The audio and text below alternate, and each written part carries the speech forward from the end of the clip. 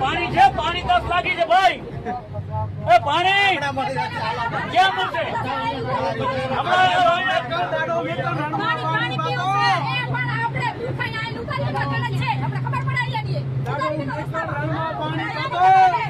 કેટલા જણા ભર્યા બસમાં? કેટલા જણા બસમાં ભર્યા? આખી બકરા જેમ ભર્યા છે એમ ભર્યા છે. આપણે જો આપણે ખેડૂતો ગાડી